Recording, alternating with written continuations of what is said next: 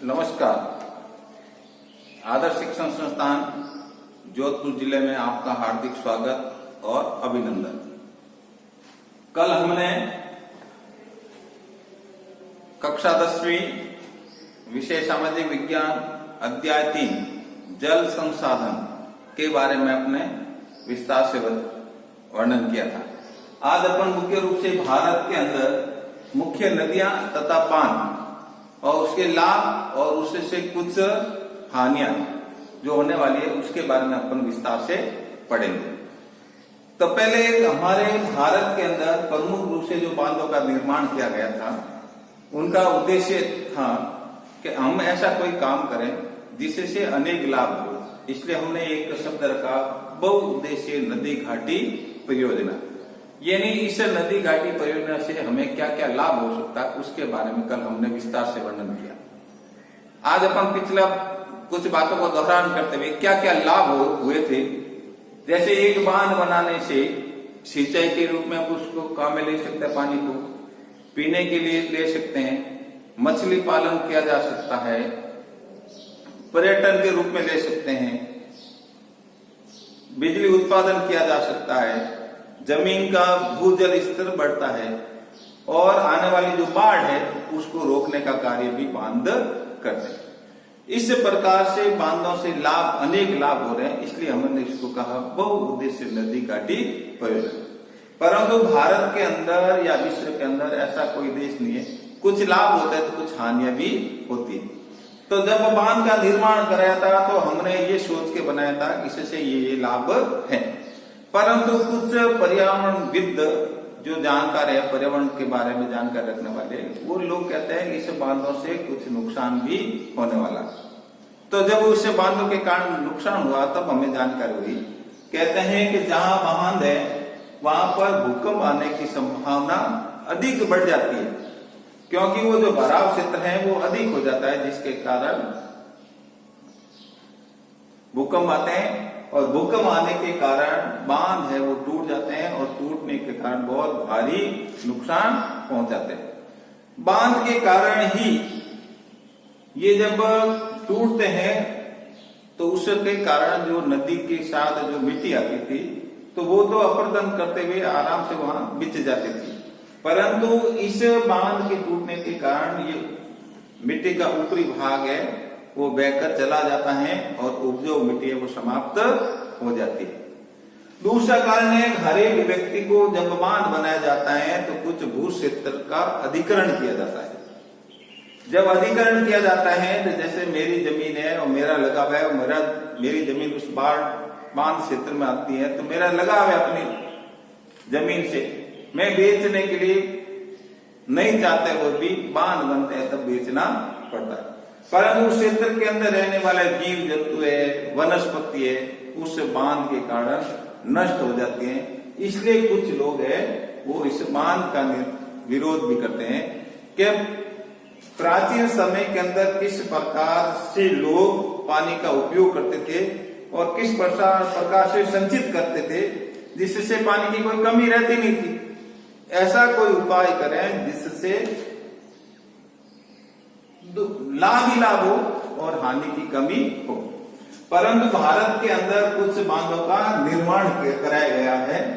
तो अपन जैसे उत्तर भारत के अंदर जाते हैं तो चेनाब जो नदी है उस नदी पर सलाल प्रोजेक्ट एक काम चल रहा है, वहां बांध बनाया जा रहा है। दूसरी सतलज और व्यास नदी के ऊपर एक बांध बनाया जिसको बोलते हैं भाखड़ा नागल बांध। इस बांध के द्वारा एक नहर का निर्माण कराया जिसका नाम है इंदिरा गांधी नहर, जो पंजाब, हरियाणा तथा राजस्थान को पानी और सिंचाई के लिए पानी उपलब्ध कराया जाता है। और मुख्य रूप से ये हमारे लिए तो एक तरह की गंगा है। तो ये गंगानगर, हनुमानगढ़ और जोधपुर को पीने के लिए पानी उपलब्ध होता है, जिससे इस पश्चिमी राजस्थान के अंदर एक क्षेत्र है बिल्कुल हरा भरा हो गया। अब ठीक इसके नीचे जो गंगा नदी बहती है उस गंगा नदी के ऊपर भी एक बांध बना हुआ है जिसको हम कहते हैं टिहरी बांध। ये सबसे ऊंचाई पर बांध बना हुआ है। अब टिहरी बांध में जैसे नीचे की तरफ आते हैं, उत्तर प्रदेश के अंदर एक बांध बना गंगा नदी पर है, वो है नरोरा बांध का निर्माण कराया गया। हम राजस्थान में आते हैं, राजस्थान के अंदर चंबल नदी के ऊपर बांध बना हुआ है, कोटा बैराज, राणा प्रताप सागर और गांधी सागर। ऐसे 3 बांधों का निर्माण है वो राजस्थान के अंदर, जिसमें गुजरात, मध्य प्रदेश और राजस्थान ने मिलकर इन बांधों का निर्माण किया। फिर सबसे प्रमुख बांध है जिसको हम नर्मदा नदी के ऊपर एक बांध बनाए, वो है सरदार सरोवर बांध। इस बांध का जब निर्माण किया गया था उस समय खूब सारे लोगों ने इसका विरोध भी किया था, क्योंकि इस नदी के कारण ही पर्यावरण को भी नुकसान हुआ था, साथ में वहां के रहने वाले जीव जंतुओं को भी नुकसान हुआ।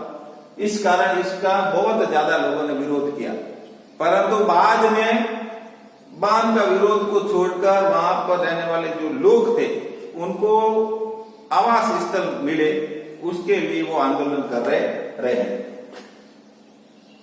ये जो बांध बना हुआ है, इस बांध को 4 राज्य है जिनको इस बांध का पानी उपलब्ध होता है, महाराष्ट्र, गुजरात, मध्य प्रदेश और राजस्थान। इस प्रकार 4 राज्यों को इस बांध से पानी उपलब्ध कराया जाता है, जो सिंचाई के अंदर भी लेते हैं तथा पीने के लिए भी उसको काम में लिया जाता है।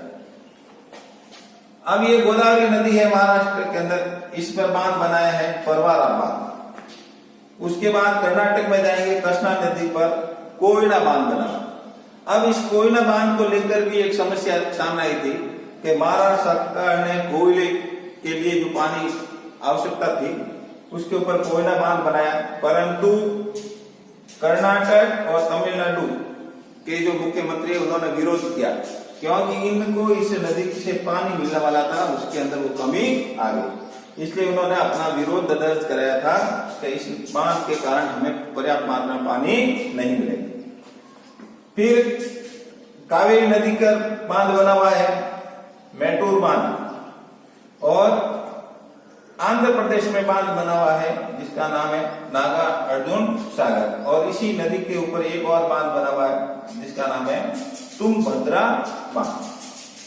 अब इधर सबसे बड़ा बांध, एशिया का सबसे बड़ा बांध है जिसका नाम है हीराकुंड बांध, और ये महानदी पर इसका निर्माण कराया गया।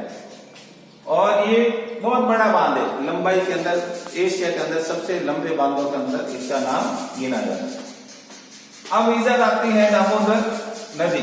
इस दामोदर नदी के कारण 3 बांध बने हुए, तिलैया बांध, मैथान बांध और पचेत बांध। अब ये बिहार जो राज्य है, बिहार राज्य के अंदर सबसे बड़ी समस्या है, इस नदी के कारण प्रतिवर्ष बाढ़ आती है, और बाढ़ के कारण बिहार के लोगों को नुकसान होता है। इसलिए यहाँ के लोगों के लिए ये शोक की नदी है, शोक नदी के नाम से, क्योंकि प्रतिवर्ष बाढ़ आती है। इसलिए वहां के लोग जब भाद्र मास आता है तो इसकी पूजा पाठ करते हैं, देवी को शांत करने के लिए प्रार्थना इत्यादि की जाती है कि तुम्हारी बाढ़ के कारण हम यहाँ नहीं तो नदी में नाव चला सकते हैं और हमारी फसल की है वो बहकर चली जाती है। इधर सोन नदी पर बांध बना है रिहन बांध। इस प्रकार से पूरे भारत के अंदर बांधों का एक जाल बना हुआ है।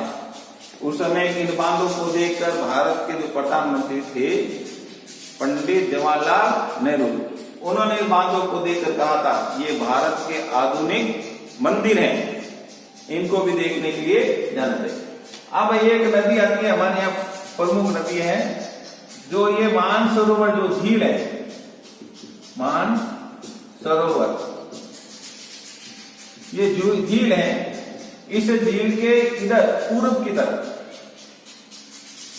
ये एक नदी बहती है जो राजस्थान भारत में प्रवेश करती है जिसका नाम है ब्रह्मपुत्र नदी। और इसी मान सरोवर के पश्चिम से इधर एक नदी भारत के अंदर प्रवेश करती है जिसका नाम है सिंधु नदी। और इसके साइड नदियां भी हैं, झेलम, रावी, व्यास, चीनाब, सतलज, ये इसकी सहायक नदियां जो भारत से होकर फिर पाकिस्तान के अंदर चली जाती है।